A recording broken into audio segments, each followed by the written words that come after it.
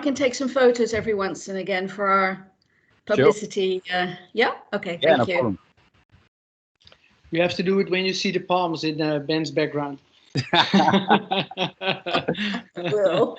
Yeah, that's a good one. So I will briefly introduce myself and then how I got to know Ben. My name is Joost Jong of JongLeren. And we are a company based in Malaga, the south of Spain. And we organize internships and educational projects for students and schools. And we've been collaborating with Vinci College from Dordrecht already for almost 5 years. And we receive students, and we receive students here for projects. And I've gotten to know Ben because we were looking for a student application development, and that's exactly the course that these students are studying. So last year we had the first internship done at Ben's, and we remained in contact. And no, that's why I invited Ben. He was one of the first who came into mind, like, okay, this might be a nice guest for the guest lecture. So Ben, can you please briefly introduce yourself? Who are you and how did you end up in Spain? Sure. So yeah, I'm Ben Smith, and I'm the founder and CEO of Check-in-Scan. Check-in-Scan is a software platform that facilitates instant legal compliance for the vacation rental industry. So we collect guest identity information and signatures, and that needs to be sent to the police within 24 hours. And currently we have around about 16,000 units of accommodation that are using our software. We've just processed about 1 million guests, and our customer base is mainly in Spain, but Portugal, and we have now just signed a deal of 50 hostels in Chile. So yeah, it's a startup that was founded in 2017. The idea came about. My partner, she runs a vacation rental business. Probably most of you know that when you've gone to a hotel, you need to hand over your passport. What you probably don't know is that behind the scenes, maybe this is not as true in Holland, but certainly in other countries, especially in Spain, Italy, Portugal, what is happening behind the scenes is that for legal compliance, they're taking a copy of your passport, they're getting you to sign a form, and they're also sending that data to the Tourism Information Board, or in the case of Spain and Italy and other European countries, they're sending that information to the police within 24 hours. Of course, if you're in a hotel reception, that's very easy and convenient to do. But if you've got vacation rental properties that are dispersed around the area, you can't carry a PC and a scanner and a printer with you. So we created a mobile application that you just scan, sign, send, and it's really taken off. Obviously, this past year has been very, very difficult with COVID, but in actual fact, it's added to our value proposition because the contactless check-in part. So now our tool is being able to be used with contactless check-in, so the guests themselves can actually do this process, and it helps with social distancing. And yeah, that's a bit about Check-in-Scan. With regards to myself, I've been down here on the Costa del Sol since 1982. So I came here when I was 6 years old, and I've been involved in the tourism sector one way or another. My parents used to have vacation rentals down here before Airbnb, before Booking.com, advertising in the UK papers. I used to clean swimming pools and help with the laundry and stuff like that. So I've been living on the Costa del Sol for a long time, y por supuesto hablo español perfectamente. So yeah, that's a bit about myself. Thanks, Ben. Yeah, I was wondering because I saw a video of you online, you speaking Spanish, and I was like, whoa, you speak Spanish fluently. Yeah. And a lot of English people have a heavy accent in when they speak Spanish, but you don't. And but yeah, starting living in Spain when you're 6. Okay, I understand. So when I came over here, I went to a private English school first, and then within 2 months, I think my parents just put me into a public Spanish school, and it's one of those things that you just learn very, very quickly. So with regards to my professional career, I actually studied nursing in the UK. And then with regards to software development, I ordered £2,000 of books on Amazon back in 1999. So I'm not a graduated software developer as such, but back then I was working as intensive care nurse, and I had like a lot of days where I had nothing to do, and I learned Java, PHP, ASP, and since then I built 100 websites and a lot of back-end stuff as well. So it's helped me kind of lead my team because I cover a multidisciplinary approach in terms of marketing, SEO, JavaScript. So I cover a lot of the approaches, but I'm not specific to any one approach. But I've built a lot of websites, branding, etc. So hopefully I can be helpful to the guys today. Wow. So I don't know if the English word is the same word as Dutch, but you're autodidact. That's what we call it. Correct. Yeah. I love learning. I think as an entrepreneur and a business guy, you've got to be always learning. Anything that I don't understand, I have to kind of look and find a way to solve it. That's part of being an entrepreneur and a business guy.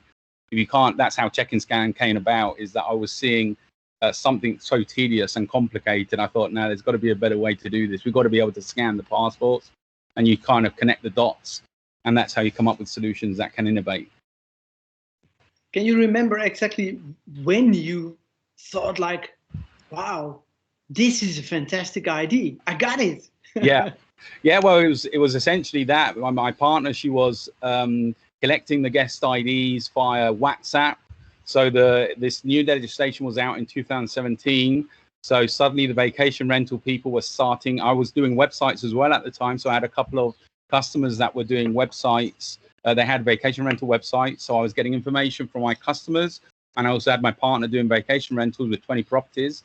And suddenly they were having to legally comply. So they were asking all their guests, please send me your passports by email. So you're getting them by email, you're getting them by WhatsApp. Sometimes the photos were not very good because the guests were sending the photos with shadows, so you couldn't see the data properly.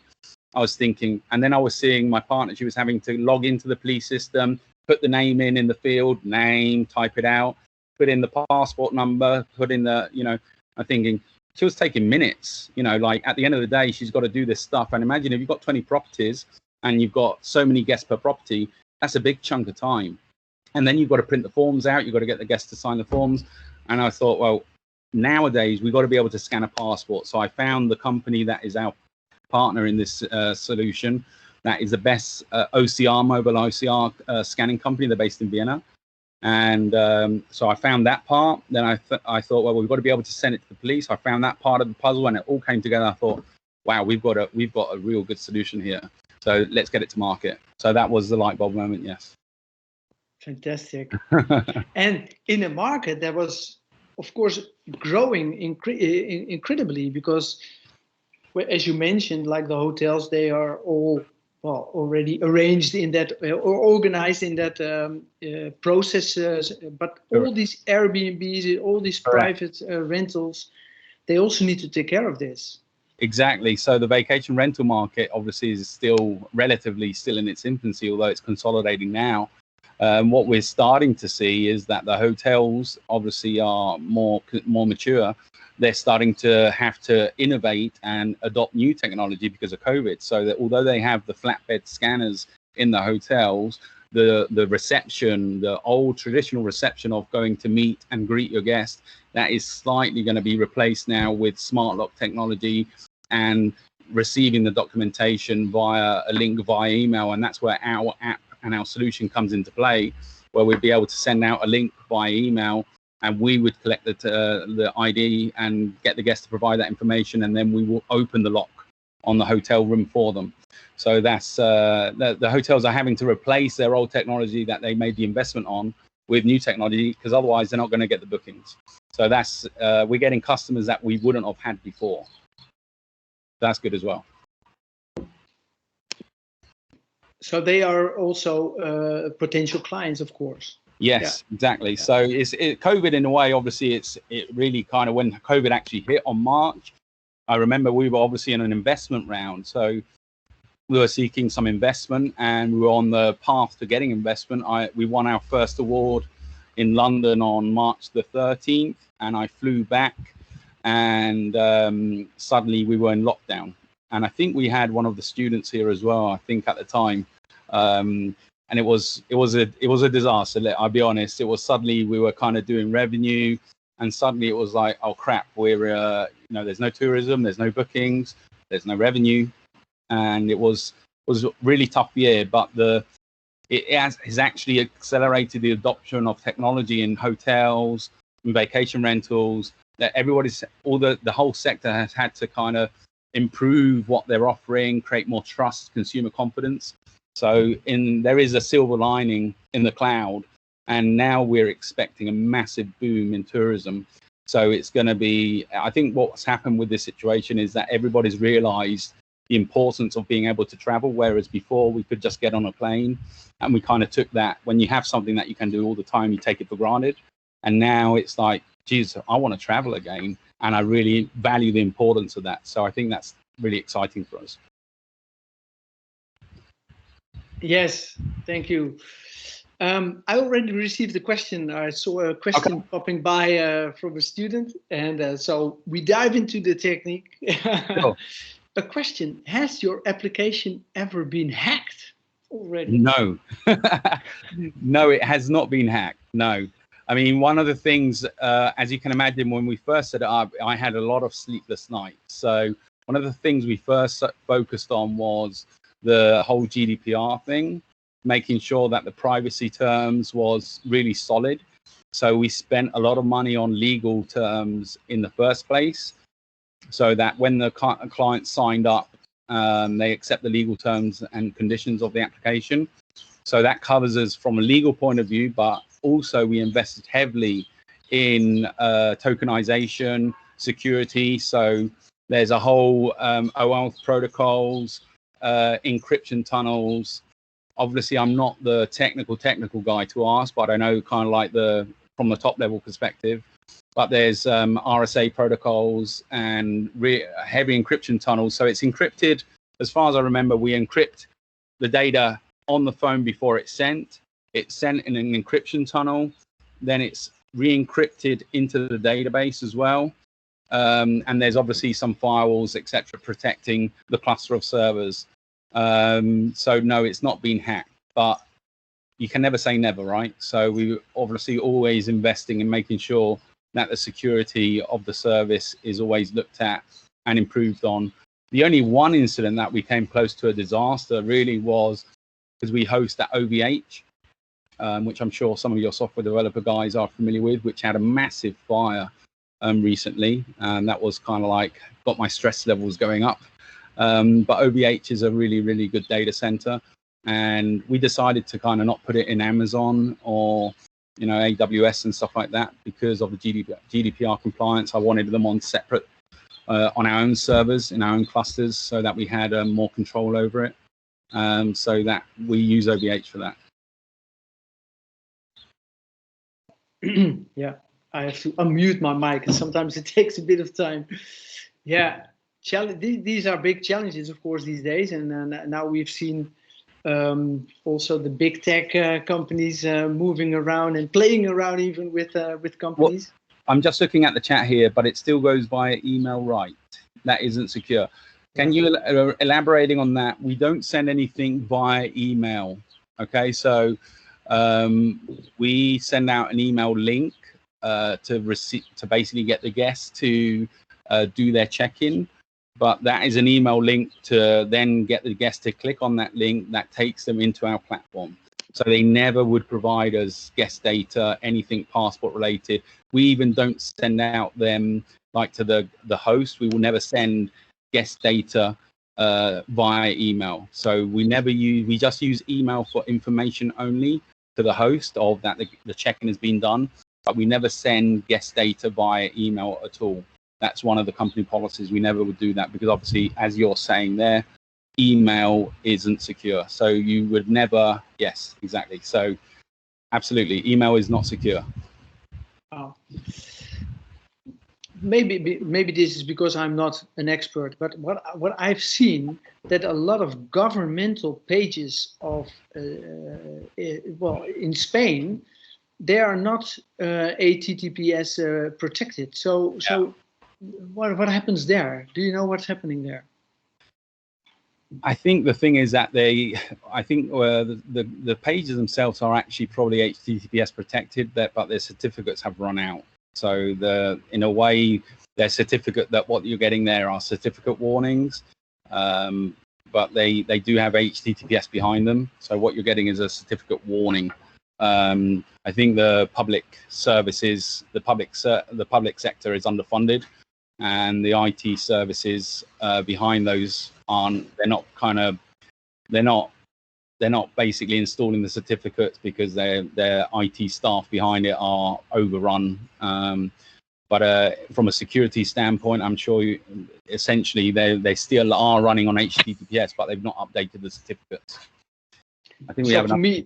Yeah, there was for me as a client or a user, it gives you the impression that, okay, I might give you my information, of course, and that's okay, secure. But when you provide it to the Spanish government, it might be leaked as well. It's a terrible user experience to not have your certificate updated. Yeah. So it's definitely not good. I mean, on all our platforms, on all our domains, subdomains, we used to have the EV. I'm sure your guys will know what the EV certificate is. So it used to give on the Google Chrome browser. It used to give you a nice, like a check-in scan. It used to give you a nice green, valid security certificate. So that was, when we started off, we had to build brand credibility and trust with our consumers. And that's obviously, that was the highest costing certificate. Also had a lot of insurance backing with it. We still have that, but unfortunately Google Chrome stopped providing the same badge on the browser, which is a shame because it used to look really, really good. Now it just shows up as a padlock, which is it's a bit sad, but we still make sure that all our SSL certificates are kept up to date. But as you're saying, a lot of public websites in Spain, government websites, they're not updating their certificates, which is terrible. Yeah, horrible. We had a question. In what language has the application been written? We're in PHP. So we use PHP. At the time we looked at, I mean, there was a lot of, I think at the time when we were starting, I mean, we went with PHP because it's the most versatile. We went with a specific framework as well. There was various options at the time. We could have gone with something a bit more kind of fancy, like Node.js and stuff like that, which is very much newer.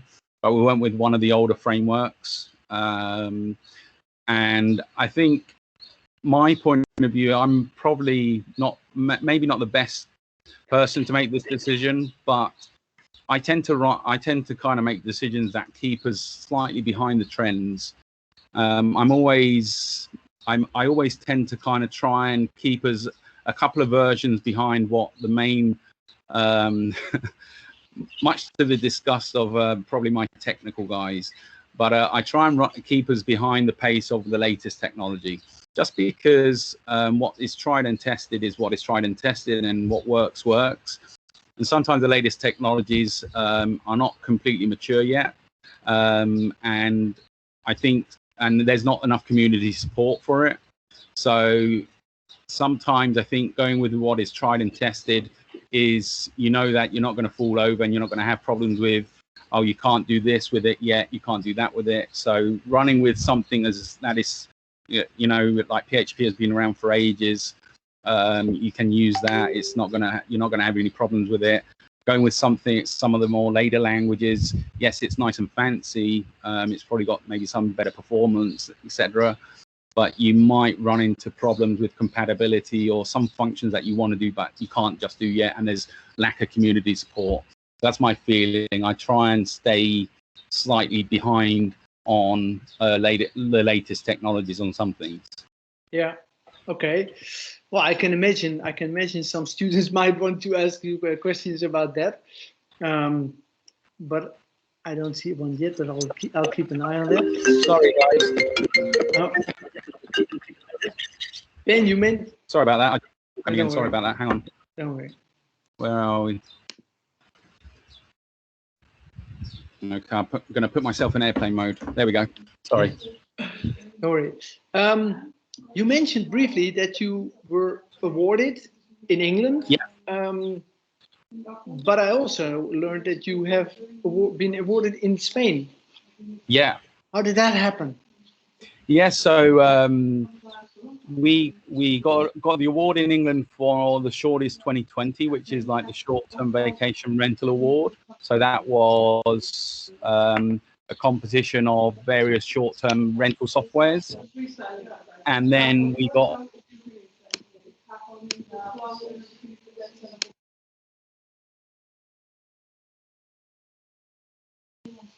You've been muted, Ben. We can't hear you now. I don't hear you. You've been muted.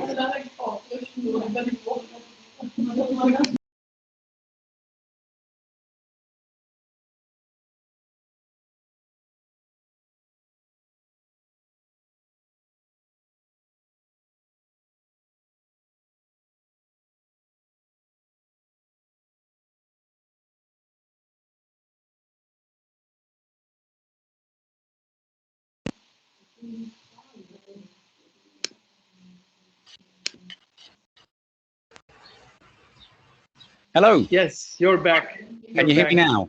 I can hear you. Yeah. Sorry about that. That must have been the phone call. It kind of affected my thing. So yeah. So regarding the award, you were saying. So yeah, we won the award in the short-term rentals, the VR Tech in March. The Shortest 2020 in March, and that was for competing with various vacation rental softwares. And we won. You know, amongst that was within the industry, which was really good. And then we won the Andalucía Emprende Award, which was really important because that was like a regional award here in southern Spain. And it was kind of like backed slightly by the Junta de Andalucía, which is like the regional government. And we were competing with 414 other businesses. And we won that in November 2020. And we also won the BBVA Evoluciona Award, which is like an award for technology as well. And that was again November 2020. So even though we had COVID last year, we won 3 awards, which is fantastic news as well. So we're really happy and proud of that. Yeah, because in Andalusia there's a lot of technological development, and to stand out compared to over 400 businesses in an area that is really developing well in this technology, it's really an incredible performance, I guess. And what specifically, I hope they gave this back to you, made the jury decide that you were the best? I think it was our traction. So we really have very humble beginnings. So, you know, when you're working a startup, you normally get involved in an incubator or accelerator. But Joost, you've been to see where we're located, and we're located actually in a industrial estate in a nave, they call it over here. And we're not involved in an incubator. But recently, back in September, October, I got involved with the business center in Mijas, and I showed them what we're doing. And they basically said, well, where have you been? Why don't we know about you? Because we got like 2,600 clients. And they said, this is really important for Malaga, for Andalusia. And it's amazing what you've done in the last, 2-3 years. So I think that's really what did it, it's our accomplishments. We've been busy building the product, building our client base. And we've been doing it really without the support of any incubator accelerator. And when they saw the project, they said, wow, these guys have done tremendously well. And it was I think it's just constant hard work really is what got us there. We just didn't realize. We've just been too busy working. So we're very happy, really.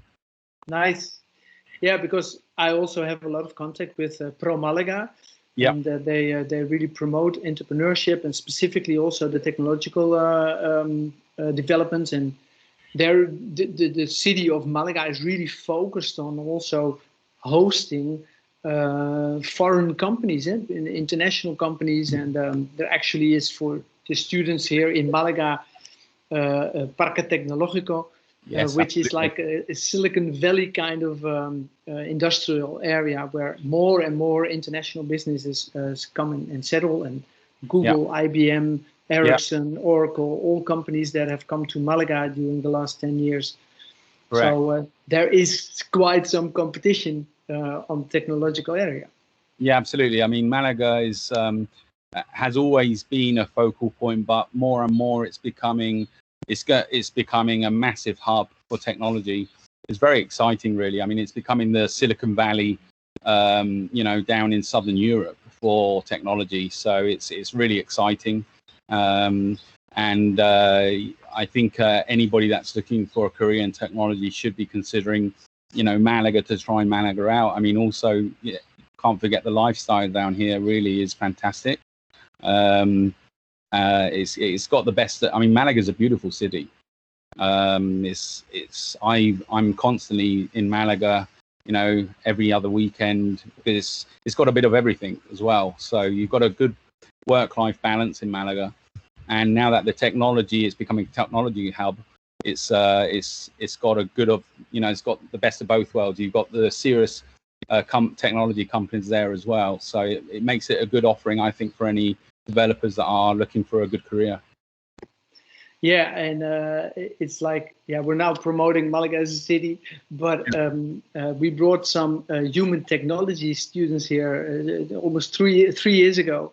Right. And they didn't have any idea about Malaga, about south of Spain, and they were coming here like with no expectations. And at the end, they were like, "Whoa, I should study here because there's so much happening here." And last year we did a project with game development students.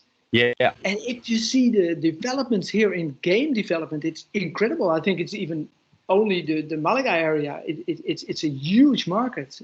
Yeah. It's even bigger than the complete development in the Netherlands, I would say. Probably. Yeah. Yeah, it's fantastic. I've got a friend actually. He's a Spanglish guy like me, and he's been working in a game development company in Parque Tecnológico for many years now. All right. So, yeah, it's good. Nice. Well, I've got some questions here from students. Fire away. Or teacher in this case. So how big is the development team that you have? Okay, so at the moment we're still quite small. We're looking for a round of funding. So I've got 3 developers in the team at the minute. We're looking to expand that probably to about 6 or 7 this year. After this year, we're probably going to kind of double that. Everything is heading more towards web-based. So we have a native app, so in Android and iOS. But because of we've got new technology that we're using that can actually, which is very exciting for you guys to hear probably, we can actually OCR scan in the browser. So I'm not talking we would take a photo and send it to the server. I'm talking we can scan the image inside the client's mobile phone browser, which is quite revolutionary from our competition point of view. So our competitors can't do that. And also from a market point of view, because typically anything that you needed to do OCR is typically server side. Being able to actually scan an image or scan a passport and do it on the mobile phone's browser via JavaScript is actually quite cool. So we're really excited with that, because that means we've got an appless version. It means that there's less friction, so nobody needs to install the app. And that means that we can also roll out that technology much quicker. So we're going to probably kind of more focus on front end and back end programmers as opposed to mobile. So that's quite interesting. So yeah, at the moment our development team is quite small, but we're going to kind of be boosting that up. Obviously we've got a load of new features that we need to roll up, including taking mobile payments, calculating tourist taxes, which I'm sure in Holland is getting more serious, I think, with the regulations. So yeah, there's a lot of work to do. After now we're starting to recover from COVID, we're going to be bringing on more people in the team. And those are developments that you develop yourselves? Yeah. So there's always, with this, there's more features to bring out according to the requirements. And as we kind of start to go into different countries as well, there's always some tiny adaptation to the legal requirements. So in each country, so we need to kind of like just now that COVID is coming to an end, we need to start kind of stepping up the traction as well. I mean, the sales are starting to come in again now, which is cool. And we just need to start getting back on that train and getting back to business properly, because it's been a year of, you know, just kind of like hanging in there, waiting for tourism to come back. But now it's starting to get busy. I mean, we did up to now, we've done about 60,000 guests this year, but this summer's going to be really busy. So it's going to be good. I heard like the coverage of the hotels already is like 80%, something like that. So they expect a lot. Yeah. And talking about sales, what is the earning model behind the check-in? Yeah. So the way our business model is a SaaS model, so software as a subscription, and we sell a unit of accommodation, be it a holiday apartment or a villa or a hotel room, would pay a small amount per year. So they pay like 30 euros a year to use the system. And so what we do is we just charge them a fee per year, and that gives them access to the software. Moving forward, we're going to be segmenting the product into different types of features, because everything at the moment is under one roof. I'm going to segment the product into different features, because there's loads of features within the current product. I'm going to split that all out, and then be able to charge different customers different prices according to their requirements. So that's what we're going to be doing. But really, the model is they pay for it as a subscription every year. Okay, clear. And since you're also developing, other applications, are these applications that might be suitable also for other businesses to use? Can you earn money there as well? Yeah, it's quite interesting that you should say that. We were talking to an investor. Well, I was talking to an investor yesterday, and yesterday there was this guy's in Canary Islands, and they're starting to have to collect guest IDs and get people to sign when they go to a restaurant because of track and tracing for COVID. So they're looking to invest into Check-in Scan. And he said, could we do with Check-in Scan, could we kind of adapt Check-in Scan for track and tracing COVID? I said, absolutely. So instead of doing it for hotels, we could actually make it a track and trace tool, so that anybody sitting down in the restaurant, we take their ID, they sign that they're authorizing to be tracked. If there is a breakout, we would actually put the passport, they could search the passport number, and that would show who's been sitting where, and then we'd be able to notify all those people, so they'd leave their email and telephone number in the system as well. So yeah, with a small adaptation to their technology, we can roll up another business model as well. So that's possible. Yeah. Never waste a good crisis, no? No. Oh my God. Yeah. It's good. One question, one really technical question. Obviously, Yeah. I don't know what he's talking about, but I'm sure you know. Does your OCR app run using Tesseract? No. So Tesseract is one of the OCRs. It's an open source OCR. Essentially, I believe Tesseract is, yes, it's definitely open source. And no, we don't use open source. As I mentioned earlier, we're using a paid OCR, and the company that we're working with is one of the leading technologies in OCR. They've had like Series A funding, so they've had like up to 15 million in funding to develop OCR. They even scan tires. So, when you see the tires, they've got the tire numbers in black and embossed. They can even scan that. So they've kind of had masses of investment to be able to scan. And why did we go down that road and not open source? Coming back to what I said about the way I kind of choose software, is because we wanted to offer our customers the best possible solution and quality. And my feeling was that if we pay for this software, the best scanning, it's the best accuracy when you scan, it's the fastest scanner as well. So it gives that user experience. We don't want people kind of waiting, like our competitor uses a Tesseract version. They're kind of waiting to kind of scan, and it's like buggy and stuff like that. With our partner that we're using, they use machine learning and artificial intelligence, so the scanner is training itself all the time. So that's the choice we made, is to go with the paid version, and the results are basically speak for themselves. You know, our software has won awards, and we've got the best ratings in the app store. So I think that probably answers the question. Yes, thank you. This is a teacher question, and yeah. It's about how because the developments are going really fast. You need to adapt, and how do you use specific ways of working to work effectively and efficiently, like Scrum, for example, or are you aware with these models, Agile, Lean? Yes, very much aware of the models. Now, no, we don't. Much to my disappointment, Joost, much to my disappointment, no, we don't use Agile or Scrum. We use we use Asana, and we use like Waterfall, and I'm very disappointed. I wish I could say yes, we use Agile and Scrum. I have told my team that I want to use Agile and Scrum. Unfortunately, we don't have the skill set in-house to be able to use that. One of my short-term goals is to bring in a product owner. I'm like as a co-founder, I've been the product owner, like put the whole thing together. But now, as the project gets bigger, what happens as a CEO, you've got to step back and focus on other things like investors, big deals, and I've got to kind of let go of the product development to somebody else.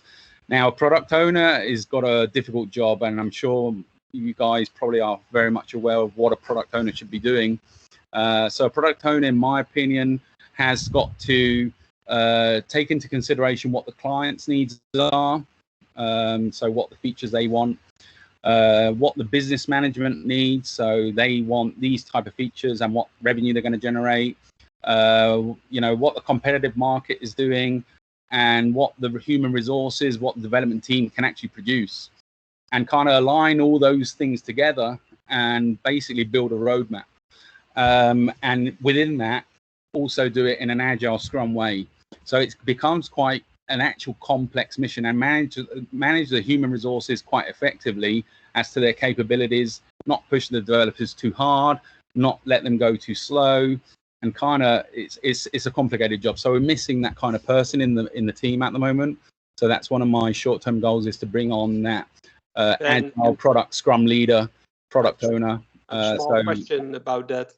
Do you have a link where I can find a position, or a link where you can find a position? Yeah, you can send your CV through. The weather is better in Malaga than over here. Absolutely. I think I'm getting a tan while I'm sitting here, you know.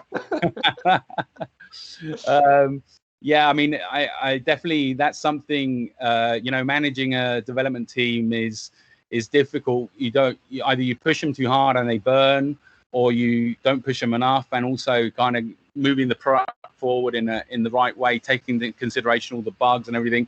At this kind of level, when the product is so big, it's quite complicated. So no, I'm giving you a big explanation as to why we don't do Agile and Scrum, but yes, we want to do it very soon. Hello? I'm back. Yeah. I can't see you, Joost. You can't see me? No. Oh, well, I'm somewhere here. I've got my video on, but yeah. Fair enough. All right. You can hear me. You can hear me now. Last year, you worked with Luca, who was a student application development, and you also have an experience with working with 2 commercial school students. What is your experience in working with, in this case, they were all Dutch students, and incorporating them in your business? So Luca was, for me, it was very interesting because Luca, I got to meet, and obviously we were still able to work in presentially together before COVID. So there was, we were able to kind of like see each other on a day-to-day basis before COVID happened. And I have to say, one of the positive things that I take away from the experience is, you know, when we're involved in the business, the team, is having somebody come in externally. One of the beneficial things, apart from their skill set and obviously their abilities that they bring into the team, is they also bring in extra ideas and they have a different viewpoint from outside. And that's one of the things that I found very beneficial, because you know, when we're so close to the business day in and day out all the time, you can get very close and you kind of be stuck in there. But when you've got somebody that comes in from external, there's different views and there's innovation and different energy even. So I found that very refreshing, and I think that was very useful. So I really kind of enjoyed that experience, because it's bringing somebody, you know, different from the existing team. I found very, very useful and interesting. Yeah, I think we should do a poll, because of course, with the horrible weather that you're showing, I don't think a lot of these students would be interested to do an internship in Spain. So let's ask how many of those students would like to do an internship in Spain. So show me your virtual hand, guys, if you want to do an internship in Spain. Let's see if we can get some hands up. Only 4, 6, 9. Shit. All right. Yeah. Only a few, huh? Only a few. My girlfriend would probably kill me. Well, they could come as well, though. Yeah. Well, at least 15. So it's like 1/3 of what we have here in the house. Yeah. Another language to learn. Yeah. Right. So Ben, tell me, what are the biggest challenges that you are facing in the whole process? Not sales focused, but more like organizational maybe, and also development wise. I think really is from the organization perspective. At the moment, I'm currently focused on the funding round, so that's really critical to our success at the moment. So we're talking to investors. So getting the funding for the company is really critical at the moment. So I'm working on that, and we're going to be, as soon as that's in order, we're going to be kind of hiring developers. So from an organization perspective, obviously that product owner, that Scrum leader is really important as well. And then really it's getting things done. I mean, we've been a year with COVID, has kind of like put a pause button on a lot of companies in our industry.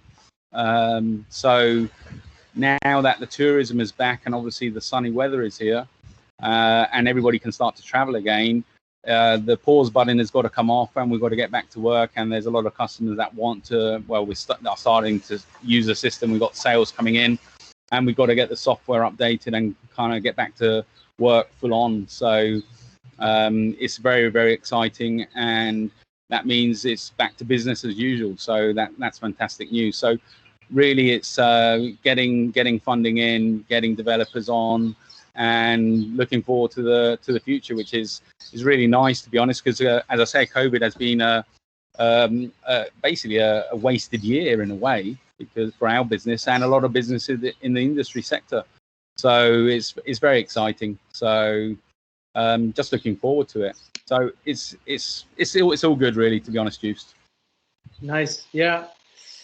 Another question of a student: how long do you expect it to be not depending on That's a good investors?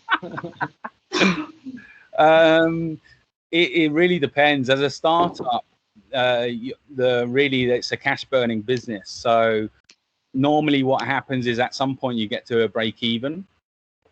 We are really a young startup still. Even though we've been in this game for about 3 years, we've not really had a massive round of funding yet. We've only raised about 271,000. This fundraise is 400,000 with the view of raising a 1.5 million towards the end of the year or beginning of next year. And always the issue is with a startup is that as you progress, you're always going to find there's always more opportunities and more problems to solve as you get to the next stage of growth. So as we kind of venture more internationally, we're going to encounter more opportunities for revenue. So that's going to require more people to create more exponential revenue. So at some, I would imagine that our break-even point is going to come towards 2023, that we will no longer require more investment. Great, thank you. And do you get your investors from Spain, or is it this international scope? We've got investors from Sweden, so we've got investors from Sweden, so we're open to having investors from anywhere. The company is a Spanish registered company, but we're open to having investors from anywhere.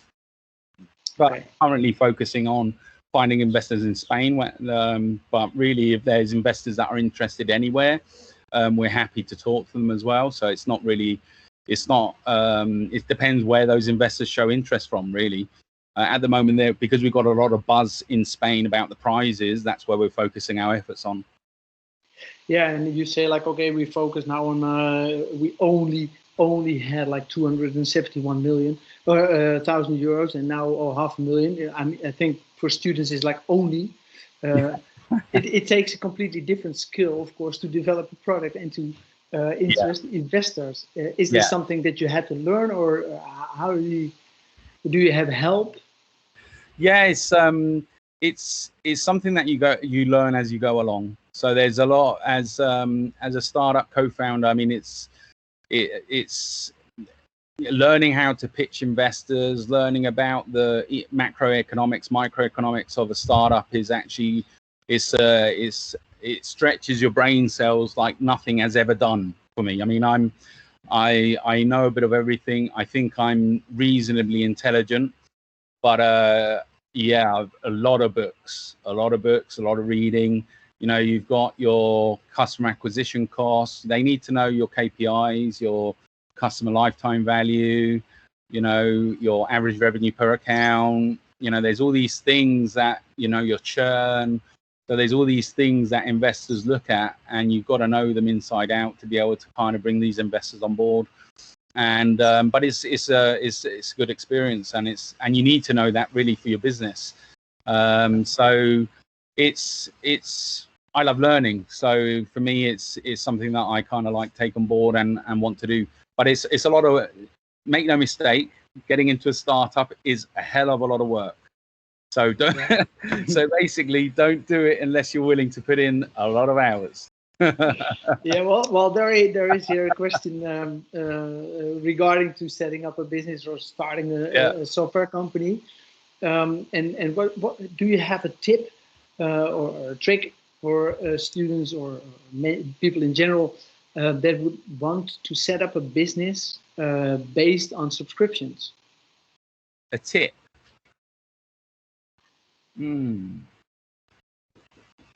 That's an interesting question. There's some good questions coming up here. A tip for selling subscriptions.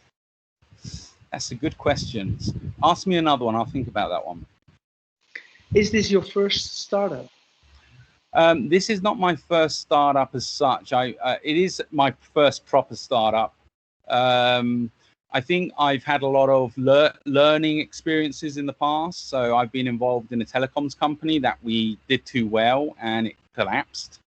We were like a franchisee. We were selling like voice over IP back in 2002, and our franchisor didn't provide us with more capacity, and we were victims of our own success. I then also had a mobile latitude, longitude, like a restaurant kind of thing, locator on Nokia phones, but I didn't have funding.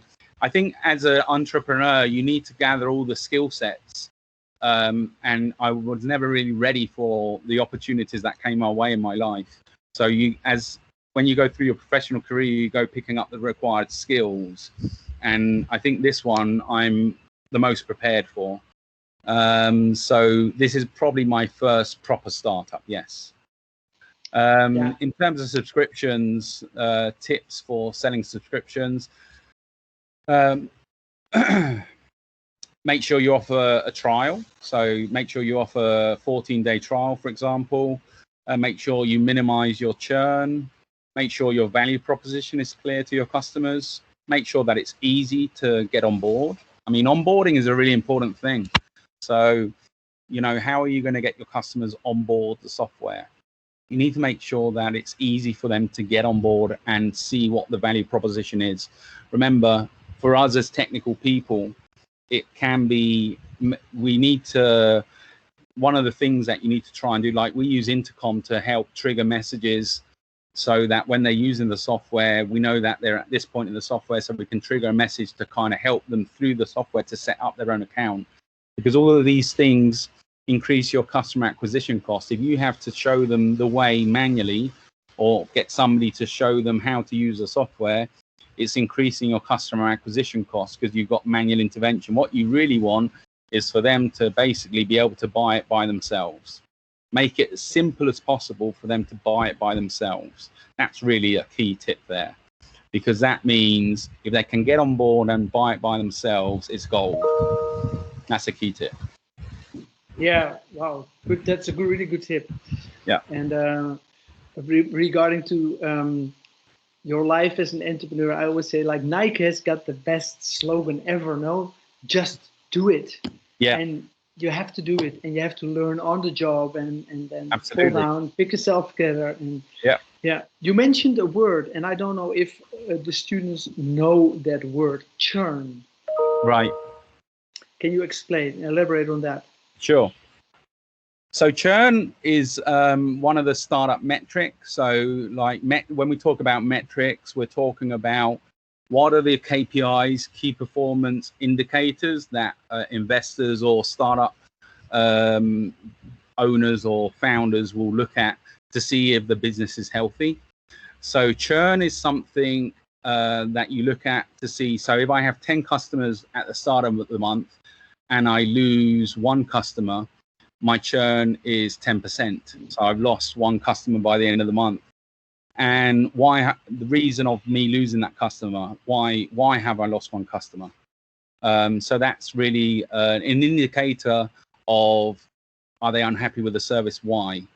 Why did they leave my service? Did they find another better service? Did they have a problem with my service? So if your churn is more than 6 or 7%, I mean, if you've got 6 or 7%, the benchmark in the industry says that actually you've got a pretty good churn. It means it's pretty good.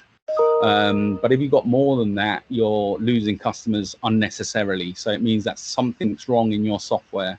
And what can happen is, so say, for example, you spend 50 euros to bring your customer on board. It costs you 50 euros. By the time you got the customer on board, it's cost you 50 euros, but you're only charging, say, 25 euros a month, but you lose them after, say, 2 months.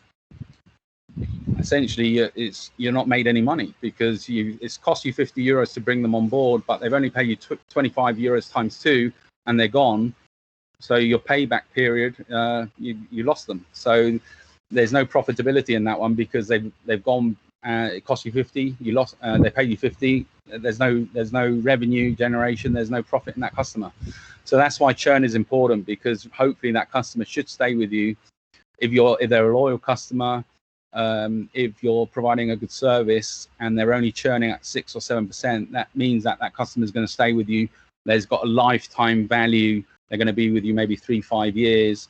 If you're providing a good service, updating features, you can calculate how much revenue that customer is going to bring you over time, because SaaS is all about providing customers ongoing features, ongoing service. And this is not about a one-time sale. This is not about selling customers one book. This is about selling them an ongoing experience.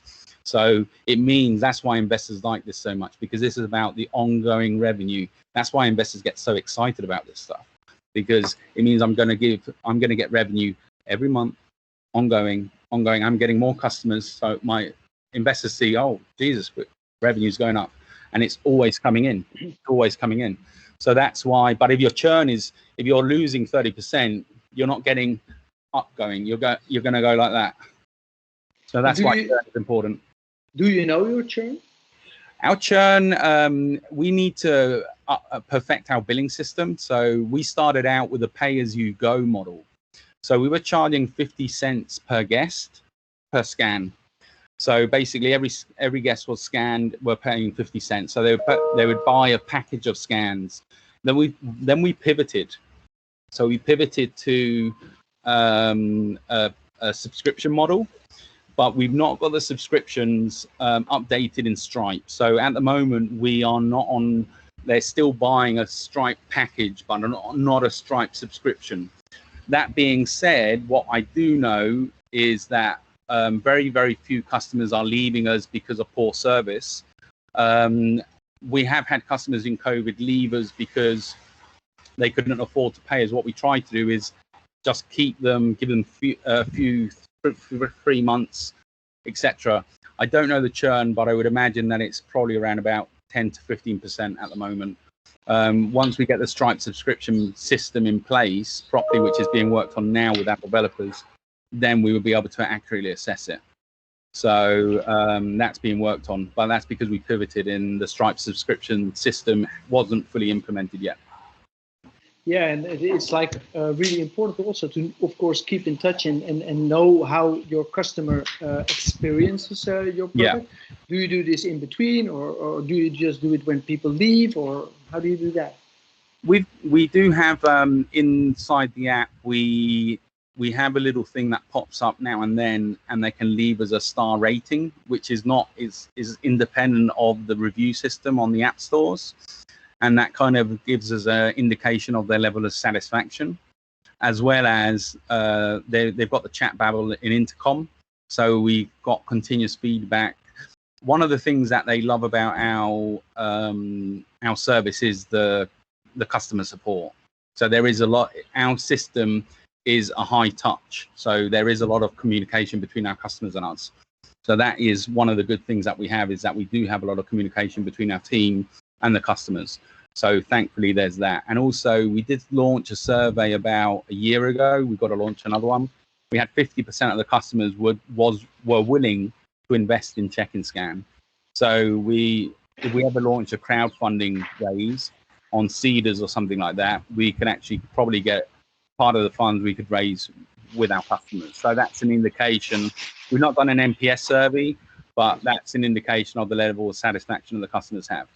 But it's something we've got to stay on top of all the time, yeah. Yeah. Because one of the other questions was like, okay, that some of this insights you don't have, does it make it more difficult to get the investors? Say again? Does it make it more difficult to get investors? What, because of not having the exact data? Exactly. Yeah, I mean, it's not ideal not having the exact figure, but I mean, I can harness the data from the existing database we have. But obviously, not having the exact figure from Stripe is not ideal. It's not ideal, obviously not. Okay, well, we have to wrap it up, I guess, because some people have to leave, and I know everybody was stuck in the interview, so they love that you share your experiences, and maybe there are some more questions of students. I would say, like, ask them within 4 minutes, because then we can still ask them. One of the questions I was looking at is like, would you be interested in hosting more students?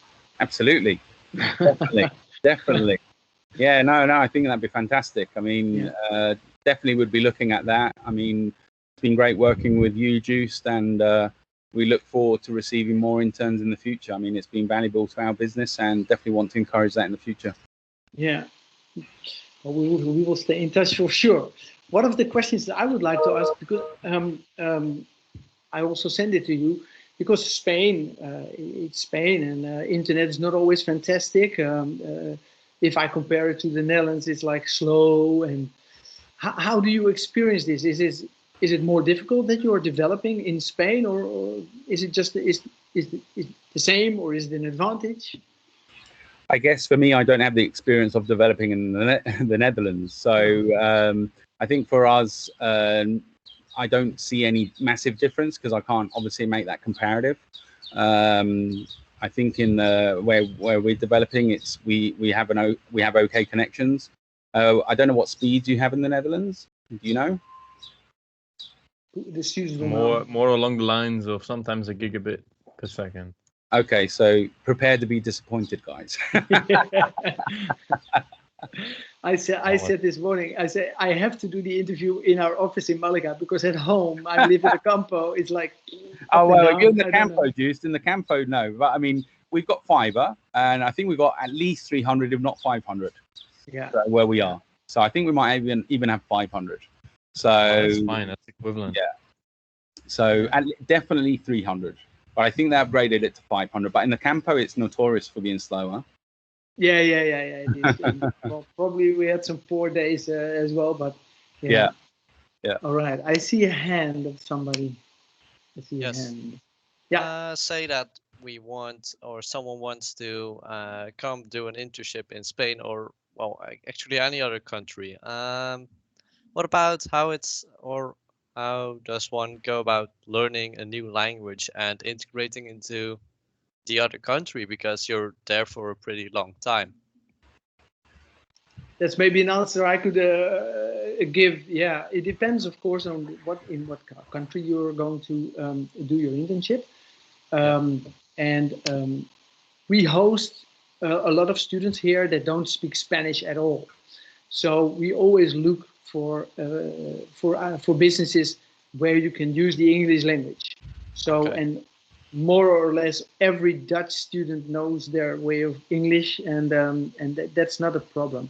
However, we also see some businesses or some you miss out opportunities, of course, if you don't speak the language of the country, because there are so much other options if you do speak Spanish. And we do have some schools that oblige their students to start with 1 or 2 weeks studying Spanish. However, to actually work on a level in a country, in a business that speaks Spanish only, then you really need to have some years of experience there. Okay. But most of the times in your field of interest, most businesses can offer also an English supervisor. Cool. Okay, thanks. Okay, welcome. Well, we've got some more questions, I guess. Do we have some more time, Jun? Yes, I have a question too about the working conditions, or because different countries have different working conditions or work mentality. Are there any key differences between Dutch or Northern European work mentality and how it is in Spain and in more the Southern Europe countries? Yeah. Do you ask me the question or do you ask Ben the question? I think that's probably a question for you, no, Joost? Yeah, it is different because it's like a blend here in the south of Spain. So you've got like typical Spanish companies, but you've got a lot of international businesses as well. And this is not an area where you have huge multinationals. So there are a lot of mid-sized and small businesses, and there for sure. Even in the Netherlands, you've got a lot of different cultures working in businesses, and it's here the same. However, even more, because to work with an English entrepreneur is different than working with a Spanish. And Ben is not the typical English entrepreneur, probably, because he's more like Spanglish, what they say here. But it's the same with, if you would work for me, you would enter a Dutch culture. But if you would work with my son, you would. It would be mixed. It would be mixed with Dutch mentality, maybe, but Spanish culture. So, and that's interesting. So for sure, when you are going to do an international internship, you have to be prepared on adapting to a completely different situation. And in fact, where Ben lives, there's the biggest community of Finnish people living outside Finland. So there are a lot of people from Scandinavia. And they are also really, really different. Yeah. Okay, thank you. You're welcome. So, well, Fiona added in the chat that there's some funding from school if you plan to go abroad. So I would suggest, guys, get yourself ready to go there. Okay, so if there are no more questions, Ben, I would really like to thank you very much. I've seen some people in the chat being really enthusiastic about what you've shared, and well, it has been recorded, so probably some more students who could not be present today can see and what you shared. So thank you very much. I will get in contact with you within the next couple of weeks, because we are about to do a project also for IT-focused students, and so we'll keep on, yeah, on the one hand using the brains of students, on the other hand giving them opportunities to show out, because yeah, that's what I hear from you, and that's also what we say. You guys, and then I'm talking to you students, you have so much potential, and it's always really interesting to see you at work in a real life environment and in working with real life challenges. So maybe Jörn, you would like to close up the meeting? Yes, I haven't tried this before, but maybe we can try a virtual applause, or if. So, thanks very much. You can do that, no? Yeah. All works. Yeah. Thanks very much, guys. Thanks. I'd like to wish all the students the best of success with their exams, and the questions were very, very relevant. So that showed there was a lot of interest, and really appreciate them listening in and making it very interactive, which at the end of the day, that's makes it easier on Joost, me, and Jörn and stuff. So thanks for having us here, and really hope that maybe see some of them soon here in sunny Spain. So wishing the best for their exams and obviously their careers and stuff. And fantastic. It was great to be here. Thank you very much. Great. You're welcome, Ben. Thank you. All right. Catch up soon. Take care. Hasta pronto. Thanks very much. Hasta luego. Bye, everybody. Bye. Bye bye.